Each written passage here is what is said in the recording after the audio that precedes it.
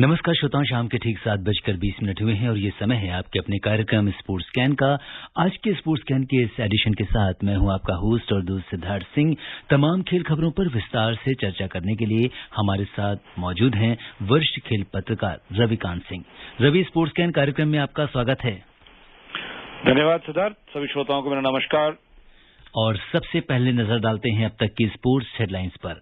IPL cricket में अब से कुछ देर बाद दिल्ली के अरुण जेटली स्टेडियम में चेन्नई सुपर किंग्स का मुकाबला सनराइजर्स हैदराबाद से होगा। हैदराबाद ने टॉस जीतकर पहले बल्लेबाजी करने का फैसला किया। ASBC एशियाई एलीट मुक्केबाजी चैंपियनशिप दुबई में 21 मई से 1 जून के बीच आयोजित की जाएगी।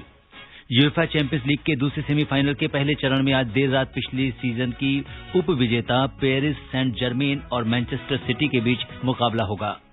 English Premier League football tournament में लेस्टर फुटबॉल सिटी ने क्रिस्टल पैलेस को 2-1 से हराया और पहला सीनियर विश्व hockey 5A side hockey event आगामी 11 और 12 सितंबर को स्विट्जरलैंड के लॉसन में आयोजित किया जाएगा। और सबसे पहले बात करते हैं आईपीएल की।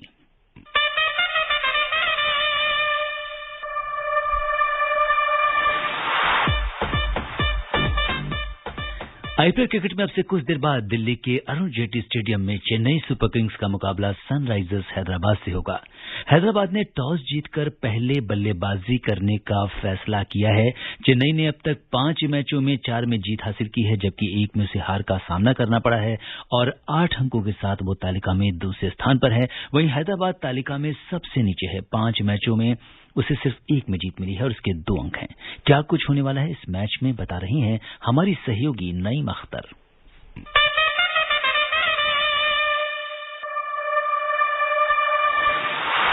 इंडियन प्रीमियर लीग में आज चेन्नई सुपर किंग्स के धोनी के धुरंधरों का सामना वार्नर की सनराइजर्स हैदराबाद के जांबाजों से होगा। अगर आज चेन्नई सुपर किंग्स जीतती है तो एक बार फिर अंक तालिका में शीर्ष पर पहुंचकर नंबर 1 टीम बन जाएगी। वहीं आखिरी स्थान पर मौजूद हैदराबाद की टीम जीत हासिल करने पर अपनी स्थिति कुछ बेहतर कर सकती है। अभी CSK के 8 अंक हैं और जीत की स्थिति में उसके RCB के बराबर 10 अंक होंगे, लेकिन बेहतर नेट रन रेट के कारण धोनी की टीम नंबर 1 बन जाएगी। इसी तरह अभी हैदराबाद के 2 अंक है और जीत की स्थिति में उसके राजस्थान, पंजाब, कोलकाता और मुंबई के बराबर 4 अंक हो जाएंगे। अभी हैदराबाद का net run rate Rajasthan, Punjab और कोलकाता से बेहतर है, लिहाजा छोटी से छोटी जीत भी उसे कम से कम 5वें नंबर पर जरूर पहुंचा देगी। दिल्ली के अरुण जेटली स्टेडियम के पिच पर चेन्नई सुपर किंग्स और सनराइजर्स हैदराबाद ने अब तक अच्छा परफॉर्म किया है। दोनों टीमों ने यहाँ 8 मैचों में से 6 में जीत हासिल की है। चेन्नई ने पहला मैच गंवाने के बाद शानदार वापसी की है। उसने लगातार 4 मैच जीते हैं और अब उसे नए मैदान में भी जीत की उम्मीद होगी।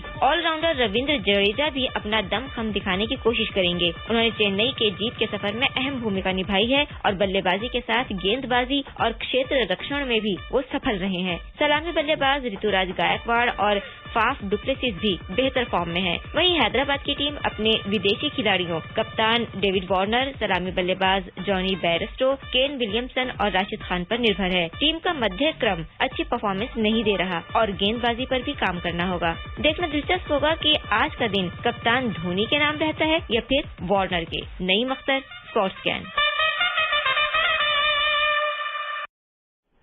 जी हाँ श्रोताओं, और हमारे साथ हमारे आज के जो स्पोर्ट्स एक्सपर्ट्स हैं रवि, वो बहुत करीब से इन पूरे आईपीएल मुकाबलों पर नजर बनाए हुए हैं। और क्या कुछ लगता है रविकांत, आज क्या होने वाला है? देखिए, सबसे पहले तो मुझे लग रहा है कि सनराइजर्स हैदराबाद ने थोड़ा सा जोखिम भरा फैसला लिया है, क्योंकि जो अरुण जेटली स्टेडियम है उसके बाउंड्रीज छोटे हैं। जो जिन वेन्यूज पे खेले जा रहे हैं मैचेस, उनमें सबसे छोटा ग्राउंड माना जाता है ये।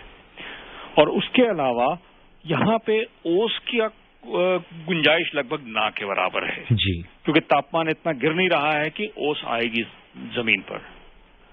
तो इस कारण से अगर आप फैसला लिया है कि आप एक अच्छा टोटल सेट करें, तो आपको एक बहुत ही अच्छा टोटल सेट करना पड़ेगा, यानी कि आप 190 के आसपास पहुंचने की कोशिश करेंगे, तब जाकर आप विपक्षी टीम पर दबाव डाल पाएंगे। दूसरी ओर जिस तरह का फॉर्म CSK दिखा रही है चेन्नई की टीम, और जिस तरह से उसने अपना जिसे कहते हैं बिल्कुल काया पलट की है पिछले सीजन के मुकाबले, ऐसा नहीं लगता कि बहुत आसानी से दबाव में आएगी चेन्नई की टीम।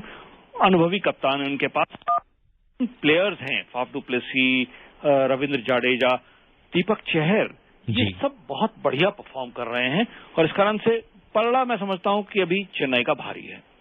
जी बिल्कुल। और अगर हम देखें तो हैदराबाद की टीम में अगर हम डेविड वार्नर और जॉनी बेयरस्टो या केन विलियमसन की बात करें तो इनका जो मध्यम क्रम है वो कहीं ना कहीं उसके ऊपर सवालिया निशान आ रहे हैं कि जिस तरह से जो बीच के क्रम के बल्लेबाज हैं शायद वो उतना अच्छा परफॉर्म नहीं कर पा रहे हैं और बॉलिंग में भी अगर हम कहें तो ज्यादा कुछ खास अभी तक नहीं कर पाए हैं। ये सबसे बड़ी मुश्किल यह है कि भुवनेश्वर कुमार ज्यादा चल नहीं पाए हैं, स्विंग बॉलिंग करते हैं और अभी इस तरह के मौसम में स्विंग मिल पाना, खासतौर पे सफेद कोकापुरा जो गेंद का इस्तेमाल किया जा रहा है वो स्विंग लगभग ना के बराबर हो रही है। इस कारण से भुवनेश्वर कुमार ज्यादा कामयाब हो नहीं पा रहे हैं। सारी जिम्मेदारी अब आ गई है राशिद खान के ऊपर और राशिद खान कितने कामयाब हो पाते हैं ये देखने वाली बात रहेगी, क्योंकि करना उन्हें सिर्फ 4 ही ओवर है। तो उनको अगर संभल के खेल पाती है चेन्नई की टीम तो बाकी गेंदबाजी में कोई बहुत ज्यादा पैना है। यही कारण है कि मैं समझता हूं कि थोड़ा जोखिम भरा फैसला लिया है हैदराबाद ने पहले बल्लेबाजी करने का। जी बिल्कुल। और ये इस चीज को अगर हम देखें तो यहाँ पे थोड़ा सा मतलब परिवर्तन भी है टीम में। सनराइजर्स हैदराबाद में अभिषेक शर्मा और विराट सिंह की जगह मनीष पांडे और संदीप शर्मा की वापसी हुई है और साथ में चेन्नई में भी मोइन अली और लुंगिसानी एनगिडी के रूप में 2 बदलाव हैं जो इमरान ताहिर और ब्रावो की जगह खेलेंगे। ब्रावो की जगह खेलना अटपटा जरूर लगता है, लेकिन एनगिडी को लाना अगर है तेज गेंदबाजी के लिए तो जाहिर है कि किसी न किसी विदेशी खिलाड़ी को बाहर बैठना पड़ता और उसमें फिर सबसे कमजोर कड़ी जो है वो ब्रावो ही फिलहाल हैं, जिनका प्रदर्शन अभी तक कोई बहुत बढ़िया नहीं रहा है। लेकिन अगर हैदराबाद की बात करें उनके परिवर्तन के बारे में तो वो अपने अनुभवी खिलाड़ियों के ऊपर ज्यादा निर्भर हो रहे हैं, क्योंकि नए खिलाड़ियों को, युवा खिलाड़ियों को वार्नर ने मौका दिया। अभिषेक शर्मा को 3 मैच अच्छा मौका मिला लेकिन कुछ कर नहीं पाए। ये दिखा रहा है कि जो भारतीय युवा खिलाड़ी हैं उनमें थोड़ा सा अभी वो कहते हैं कि कमी नजर आ रही है कहीं ना कहीं शॉट सिलेक्शन में। उठाकर मारना, हर गेंद को आप छक्का ही नहीं मारते, 1-2, ये बात उन्हें केन विलियमसन जैसे खिलाड़ी से सीखनी पड़ेगी। और जब आपके पास इतना बढ़िया अनुभवी खिलाड़ी है, वर्ल्ड के टॉप बैट्समैन में से एक गिना जाता है केन विलियमसन, तो उससे आपको सीखना पड़ेगा कि 1-1, 2-2 रन बनाकर भी किस तरह से आप मैच को आगे तक ले जा सकते हैं। और पिछले मैच में जिस तरह से केन विलियमसन ने दिखाया कि जब लग रहा था कि बुरी तरह से पिटेगी हैदराबाद, मैच को पहुंचा दिया उन्होंने सुपर ओवर तक। जी बिल्कुल। ये अनुभव का कमाल है कि 1-1, 2-2 रन लेते रहें आप और लगातार स्कोरबोर्ड को बढ़ाते रहें। ये इस तरह की बातें युवा खिलाड़ियों को सीखनी पड़ेंगी टीम के। जी बिल्कुल रवि, आपका बहुत लंबा अनुभव रहा है इस तरह के जो आईपीएल और दूसरे स्पोर्ट्स के कवरेज में, और इस पर हमारी नजर बनी रहेगी। बढ़ते हैं अगले खेल की ओर। बात करते हैं मुक्केबाजी की। एएसबीसी एशियाई एलीट मुक्केबाजी चैंपियनशिप दुबई में 21 मई से 1 जून के बीच आयोजित की जाएगी। हालांकि पहले इसे नई दिल्ली में आयोजित किया जा रहा था, लेकिन कोविड के बढ़ते संक्रमण के कारण अब इसे दुबई में आयोजित किया जा रहा है। ज्यादा जानकारी के लिए सुनते हैं हमारी सहयोगी दिव्या तोमर की ये रिपोर्ट। भारतीय मुक्केबाजी महासंघ बीएफआई ने भारत में अंतर्राष्ट्रीय यात्रा प्रतिबंधों के मद्देनजर एशियाई मुक्केबाजी परिसंघ एएसबीसी के साथ विचार विमर्श करने के बाद आगामी एएसबीसी एशियाई एलीट पुरुष और महिला मुक्केबाजी चैंपियनशिप 2021 को दुबई में 21 मई से 1 जून तक आयोजित करने का फैसला किया है। टूर्नामेंट का आयोजन अब बीएफआई द्वारा यूएई बॉक्सिंग फेडरेशन के साथ मिलकर किया जाएगा। इस प्रतिष्ठित टूर्नामेंट का आयोजन इससे पहले नई दिल्ली के इंदिरा गांधी स्पोर्ट्स कॉम्प्लेक्स में 21 से 31 मई तक होने वाला था। टूर्नामेंट की मेजबानी के लिए बीएफआई को खेल मंत्रालय से एनओसी भी मिली थी और इसकी तैयारियां जोरों पर थी। हालांकि मौजूदा महामारी की स्थिति के कारण कई देशों द्वारा लगाए गए नए अंतर्राष्ट्रीय यात्रा प्रतिबंधों को देखते हुए बीएफआई और एएसबीसी ने संयुक्त रूप से टूर्नामेंट को स्थानांतरित करने का निर्णय लिया। इस बीच बीएफआई के अध्यक्ष अजय सिंह ने कहा कि ये दुर्भाग्यपूर्ण है कि हमें आयोजन स्थल को भारत से बाहर स्थानांतरित करना होगा। हम दिल्ली में चैंपियनशिप की मेजबानी करने के लिए बहुत उत्सुक थे, लेकिन हमारे पास और कोई विकल्प नहीं है। मुक्केबाजों की सुरक्षा हमारे लिए सबसे महत्वपूर्ण है और इसलिए हमें ये निर्णय लेना पड़ा। हालांकि भारत अब इस प्रतियोगिता की मेजबानी नहीं कर रहा है, लेकिन उम्मीद है कि इस प्रतियोगिता में भारतीय मुक्केबाजों के प्रदर्शन और उत्साह में कोई कमी नहीं आएगी। Divya Tomar, sports can. जी हाँ रवि, जिस तरीके से हम देखें तो काफी उत्साह का माहौल था और लग रहा था कि ये टूर्नामेंट का आयोजन होगा, लेकिन जिस तरह से देश में परिस्थितियां बदली हैं, कोविड का संकट जिस तरह का आया हुआ है, तो ऐसे में इसे स्थानांतरित किया गया है। क्या कुछ कहेंगे आप? देखिए, बिल्कुल सही फैसला लिया और जल्दी फैसला लिया है। यह बहुत अच्छी बात है कि आपने आखिरी वक्त तक इंतजार नहीं किया और फैसला जल्दी ले लिया, ताकि जो टीमें भाग लेने वाली हैं, जो मुक्केबाज भाग लेने वाले हैं, उनको पता चल जाए कि आपको अब भारत नहीं जाना है। क्योंकि हमेशा मन में ये पशोपेश बना रहता है कि जाएं कि ना जाएं। जैसा कि हमने आईपीएल में भी देखा कि कई विदेशी खिलाड़ियों ने अपने नाम वापस लिए और वापस घर लौट गए हैं घबराहट के कारण।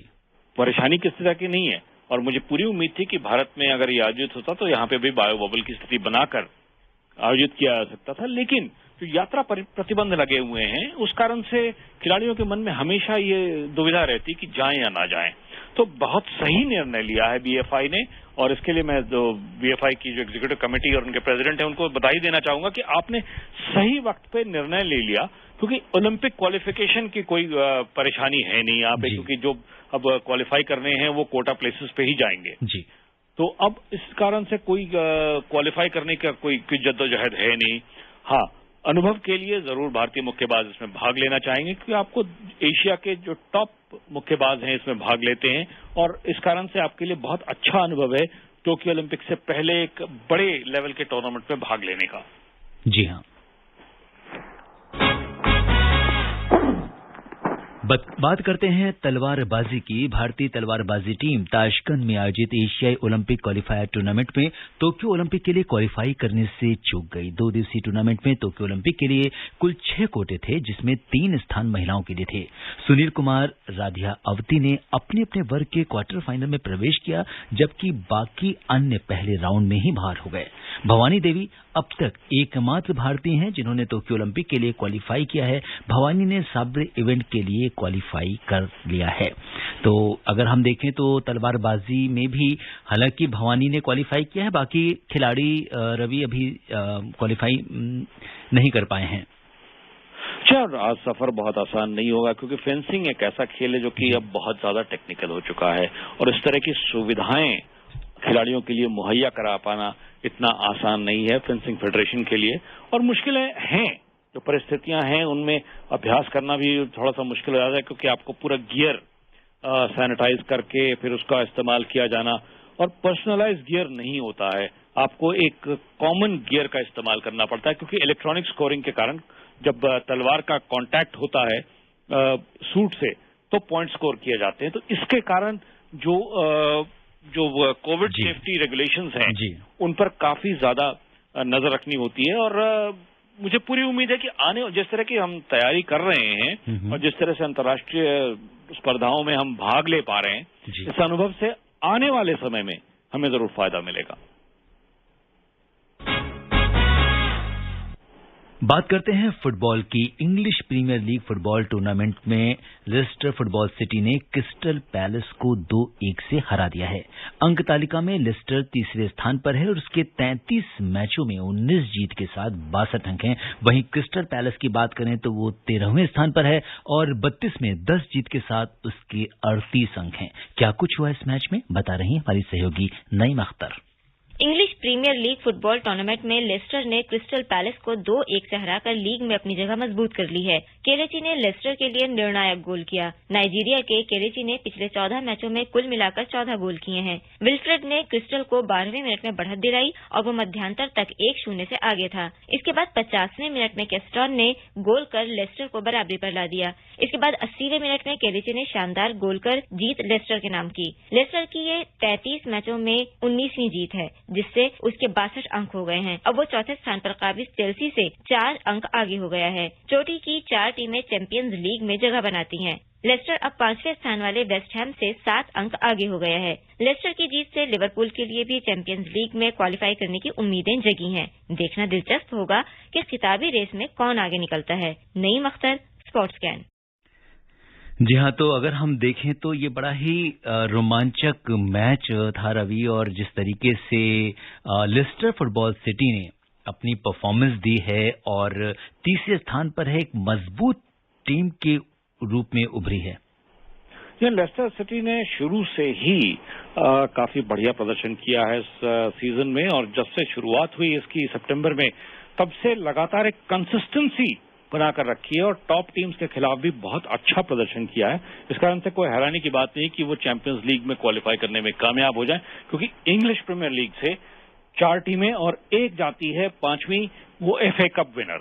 और अगर वो FA कप विनर जो है वो इन चारों में से एक है, तो फिर जो नंबर 5 टीम है उसके लिए रास्ता खुल जाता है। तो ये बहुत बड़ी कामयाबी है लेस्टर सिटी के लिए कि आप टॉप टीम्स में बने हुए हैं और चेल्सी जैसी दिग्गज टीम्स के खिलाफ आप अपने आप को आगे पा रहे हैं। लिवरपूल वैसे गत विजेता हैं, लेकिन इस बार शायद खिताब की दौड़ में उतने मजबूत नहीं दिख रहे हैं। लेकिन चैंपियंस लीग में खेलना वो आर्थिक दृष्टिकोण से हर क्लब के लिए बहुत अहम है।